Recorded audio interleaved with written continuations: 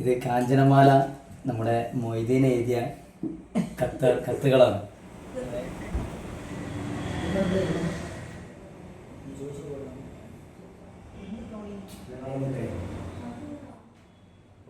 അപ്പോൾ ഇതാണ് യഥാർത്ഥ പ്രണയത്തിൻ്റെ ഭാഷ.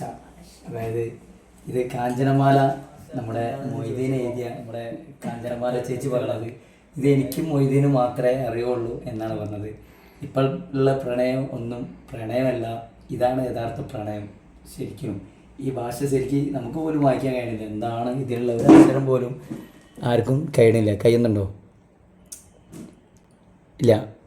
ഇതെന്താണ് ഭാഷ എന്ന് ചോദിച്ചപ്പോൾ നമ്മുടെ കാഞ്ചനമാല ഈ പ്രണയമാണ്.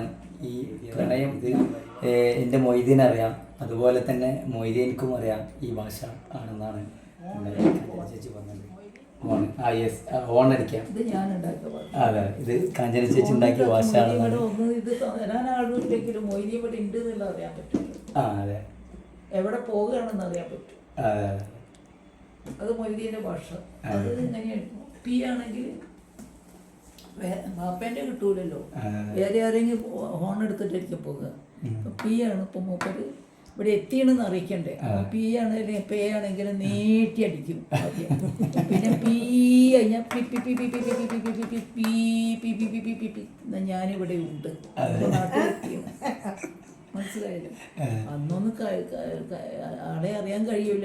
ഭാഷ ഇതൊന്നുമില്ലെങ്കിൽ ഒന്നും ഒരു പിടിയും കിട്ടൂല. 10 കൊല്ലം ഞങ്ങൾ കണ്ടിട്ടേ ഇല്ല.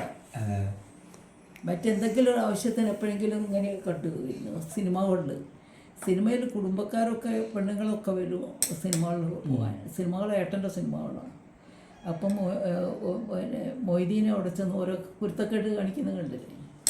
അപ്പം ഏട്ടന് ദേഷ്യം പിടിച്ച് ഏട്ടൻ പറഞ്ഞു ഇനി ഒരൊറ്റയാളും സിനിമയ്ക്ക് വരണ്ട, ഒറ്റയാളും സിനിമ. അപ്പം ഞാൻ പറഞ്ഞു അപ്പം ഈ പെൺകുട്ടികളൊക്കെ എൻ്റെ സിനിമ കാണാൻ വരികയല്ലേ.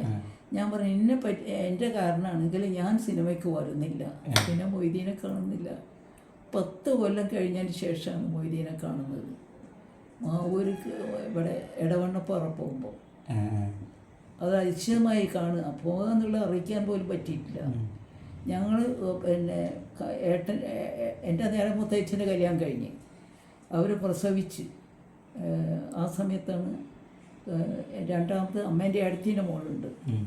അത് വല്യമ്മക്ക് സുഖമില്ലാത്തപ്പോൾ പ്രസവിച്ച അമ്മേൻ്റെ മുല കുടിച്ചിട്ടാണ് വളർന്നത്. അമ്മേൻ്റെ മുല ഇവർക്ക് കൊടുക്കുമ്പോൾ ഞാനതിൻ്റെ ഉള്ളിൽ വന്നതാണ്. അപ്പോൾ അങ്ങ് ഞങ്ങൾ വലിയ കട്ട, നല്ല സ്നേഹമാണ്. അതിൽ ചേച്ചി മരിച്ചു. ആ ചേച്ചി ഇപ്പം ഉണ്ട്, എറണാകുളത്തുണ്ട്. ഇന്നലെ വിളിച്ചു. ഇപ്പം മൂപ്പര് വോക്കറില്ല. ഞാൻ ഇപ്പം ഇനിയിപ്പോൾ എന്നാ വോക്കറിലാകുന്ന 60 വ്യത്യാസമുള്ളൂ. മൂപ്പത്തി വോക്കറില്ല. എനിക്കറിയാൻ പറ്റില്ല.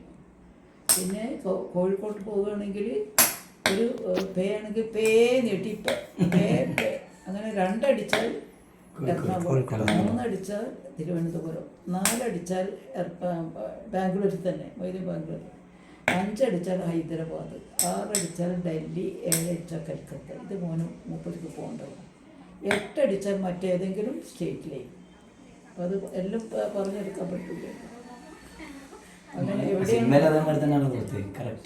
അങ്ങനെ ഒരു ദിവസം അവിചാരിതമായിട്ട് ഇവർ വന്ന് ഓരോ കാറ് ചീറ്റിയാലാണ്. ഞാനും മൊയ്തീനും കൂടെ കാണാൻ വേണ്ടി ദൈവം ചെയ്തൊരു ക്രിയയാണ്. ഏട്ടൻ വന്നിന് ഏട്ടത്തിൻ്റെ ഭർത്താവ് വന്ന് കാറ് ചീറ്റിയായി. ഞങ്ങൾ പോകുക അമ്മേൻ്റെ ഏട്ടത്തിൻ്റെ അവിടേക്ക്. കാറ് ചീറ്റിയായപ്പോൾ അവിടെ ഇട്ടിട്ട് അപ്പോൾ അയാൾ 5 മണി കഴിയുന്നുണ്ട്. അപ്പോൾ ഏട്ടന് പിറ്റേ ദിവസം രാവിലെ ഒരു കല്യാണത്തിന് പോകണ്ട്. അപ്പോൾ പറഞ്ഞു വേണ്ട, എന്നാലും നമ്മൾ ബസ് കയറി കയറാൻ പറഞ്ഞു. അങ്ങനെ ബസ് കയറി നേരെ മാവൂർ വരെ ബസ് വന്നു. മാവൂർ ബസ് കയറി അവിടെ ഒരു കടവുണ്ടല്ലോ, ആ കടവ് കൂടെ കടവ്. ബസ്സിലിരിക്കുമ്പോൾ പെട്ടെന്നുണ്ട് മൊയ്തീൻ്റെ പിൻപുറം കാണുക. ഞാൻ മുൻപുറമല്ല, ഒരു ടീഷർട്ട് ഇട്ടിന്. ആ നല്ല തലയാണ്. ആ തലയും മൊയ്തീൻ്റെ ചായയുള്ള തലയുള്ള ആരാപ്പം മൊയ്തീൻ ഞാൻ ഫോണിൽ അറിയില്ലല്ലോ, അറിഞ്ഞിട്ടില്ലല്ലോ. അപ്പം പ്രതീക്ഷിക്കുക. കുറേ കഴിഞ്ഞപ്പോൾ മെല്ലെ ഇങ്ങനെ തിരിഞ്ഞു നോക്കുന്നുണ്ട്. ഉണ്ടല്ലോ ഏടത്തിൻ്റെ ഭർത്താവ് ഉണ്ടല്ലോ. അപ്പോൾ ഏടത്തിൻ്റെ ഭർത്താവ് ബാപ്പേൻ്റെ ഫ്രണ്ടിൻ്റെ മോനെ കൂടിയാണ്. കക്കോടി എവിടെയാണ്, കൊയിലാട്ടിയാണ്. പക്ഷേ ഒരു ബാപ്പൻ്റെ ഫ്രണ്ടിൻ്റെ കാരണം സ്വാതന്ത്ര്യ സമര സേനാനിയാണ്.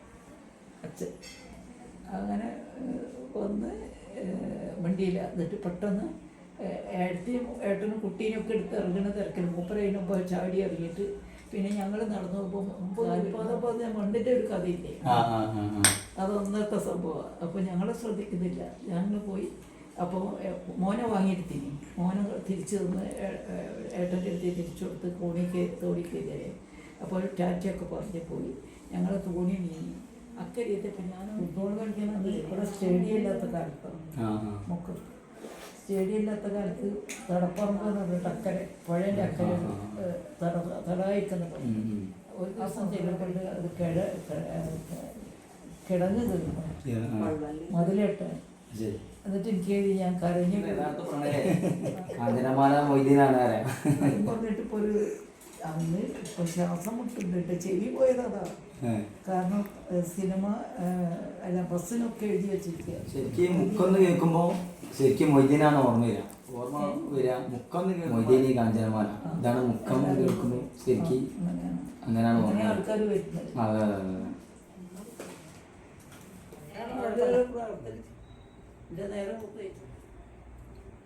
ഷീലാന്റെ ലുക്കില്ലേ,